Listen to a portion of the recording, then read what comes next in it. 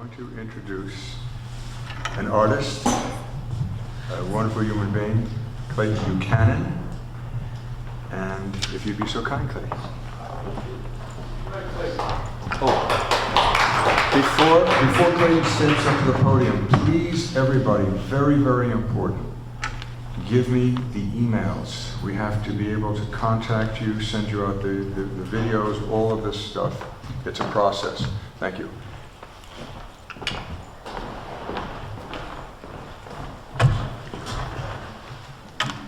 Okay, is this good? Everybody can hear me? Yes. All right. These writings are actually remembrances I've had actually since I was in grade school. Some of them are high school, some of them are grade school. The first one I want to read is entitled A Friend's Story. Just to give you a little background, I grew up down south, and these particular pieces, or some of them, are from the little town that I grew up in, literally from 6th grade through senior high school, called Wilson, Arkansas. And this piece is entitled A Friend's Story. My friend of a farmer's family he was. Rows upon rows unfolded, their fields of cotton plowed again and again, day after day. This life I knew of but never lived, a time of growing up. To this day I remember those yesteryears of down south in my friend's story. That day talking we were of hunting small creatures, rabbits and things. My friend's father, this laborer worked for, he told me, his name forgotten and lost in time. Mounting his tractor those early mornings to the fields he would go, his hunt underway. Plowing rows ahead and in between, awaiting that energy explode, right or left, down he would jump, a flash he was after. Darting away that rabbit would go, those directions to and fro.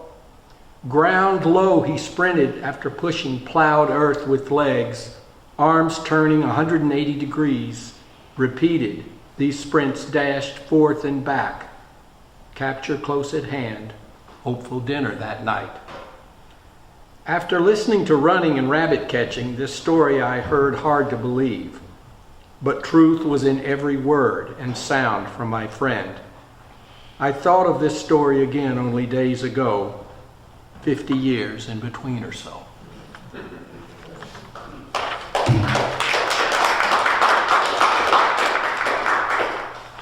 This next piece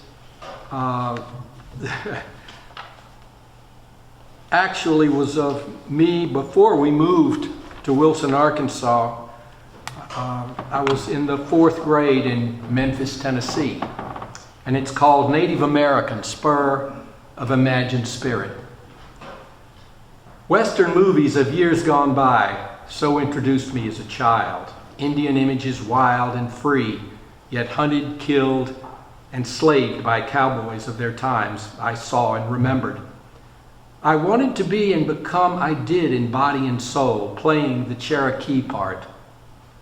Not understanding then the deeper meaning of life, yet still present these days of today. Undressing to the skin, I put on my loincloth made of folded hand towels, painted with images of lightning bolts and crossing spears. That bow, arrows, and tomahawk I had made before I would carry, thinking to shoot and throw at imaged targets, threatening my small existence, my mind full of tantalizing adventures. Painting my face and chest with strokes of color, the feathered headband worn across my brow, I hesitatingly headed into the foreign world of the then community some blocks away. Moccasined feet imagined, running slightly just off sidewalk's edge into nature's grass, I approached the heightened pillar to the top I would reach. The foreign community of souls all around looked and stared. I was the 9-year-old Cherokee in this time of being, alone yet proud of who I had become. Climbed to pillar's top I stood, arms raised, face to the sky, emitting throatal sounds of Indian song. I did this in youth but once. The solitude of being different within, an uncherished misfit to those others all around who seemed to question my mere existence, staggered my worth. Then homeward bound, I ran.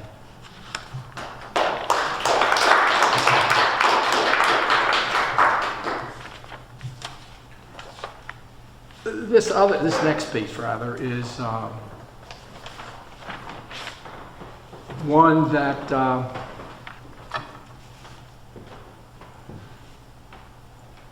I had in actually the 6th grade, and it's entitled Mary Margaret Young, A Sad Reflection. 6th grade this year, I fell from high cliffs of ignorance into the raging rapids of love, having no clue to what this was nor where the rampaging waters would take me. I looked toward each day to see her shining image, the slight bend of head as she passed and peered at me, always a smile coming thereafter. Classmates we were, so bright a girl she was, school hallways, our focused pathways, taking in her face of inquisitive beauty and her swaying, walking motions. At 11 years, I knew little, but felt that strong ping of wanting to explore further my expanding desire. On occasion, a passing touch, a brief word, a hand holding, but nothing more came ever, nor lasting was it, but something of togetherness we had. Weeks and months flew by, and then moved away. She was gone to where I had no clue. Forget her I could not do, and thinking of her was like anticipating breakfast, lunch, and dinner. But that everyday hunger I could never satisfy. In years that followed, other girls were there. They came and went, feelings of desire growing deeper. Much more than friends, these girls, relations lasting through high school years, and then gone we were, college bound or wherever. My life was sprinting by. Art study, not knowing what to do next, but then down life's path, exploring the artistic something. Then from a source, I remember not who, came the name of long ago, Mary Margaret Young. We were in this city together. Her phone number given me this 8 or so years later. Anticipating as I did, we met an evening after. She was not the girl I remembered, nor was I the boy. The agony of not knowing those closed growing up years, I will never be able to fulfill what was missed. But work hard I did at accepting the growth changes of life as we had lived it. I never saw her again. Funny it is how little, if ever, I have thought of those others. I cherish still those first love memories, that 6th grade year of long ago.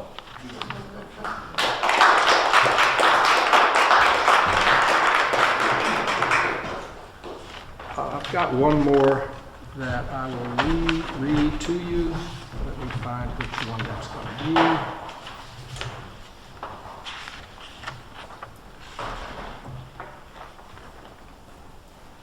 be. This piece is more of a contemporary piece. It's called Living Life. The loveliness of life far surpasses the ugliness of hate, war, radicalism, egomania, money-mongering, and above all else, the failure to love thy neighbor. We of the world deserve better. We of the world are our only saving grace. Wars of old, wars of now, wars of the future, coupled with political greed, are the explosive end of mankind.